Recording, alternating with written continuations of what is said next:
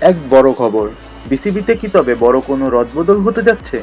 সম্প্রতি মোহাম্মদ মিঠুনের একটি খোলামেলা মন্তব্য ক্রিকেট পাড়ায় নতুন করে বিতর্কের জন্ম দিয়েছে। ক্রিকেটারদের চাওয়া পাওয়া পূরণে বিসিবি এবং বুলবুলের ব্যর্থতা নিয়ে আঙুল তুলেছেন তিনি। আর সমাধান হিসেবে তিনি যার নাম নিয়েছেন তা শুনলে অবাক হবেন যে কেউ। তামিম ইকবাল কি তবে বিসিবির পরবর্তী বড় কাণ্ডারি? মোহাম্মদ মিঠুন সোজাসুজি জানিয়েছেন যে ক্রিকেটারদের প্রয়োজন বুঝতে ব্যর্থ হচ্ছেন বর্তমান দায়িত্বে থাকা অনেকেই।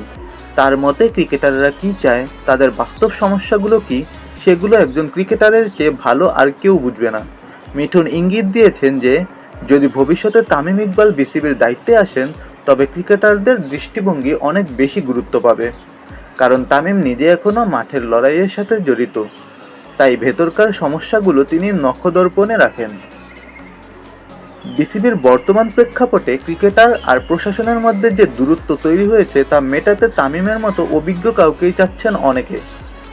মিঠুনের এই মন্তব্য যেন সেই আগুনেই ঘি ঢালল। মাঠের অধিনায়ক তামিম কি এবার তবে বোর্ডের টেবিলেও আধিপত্য দেখাবেন? যদি এমনটা হয় তবে বিসিবির খোলস বদলে যেতে পারে, এমনটাই ধারণা করছে ক্রিকেট বিশ্লেষকরা। আপনার কি মনে হয়, তামিম ইকবাল কি বিসিবির দায়িত্বে আসলে ক্রিকেটারদের ভাগ্য পরিবর্তন হবে? মোহাম্মদ মিঠুনের মন্তব্যের সাথে আপনার মতামত কমেন্টে জানান।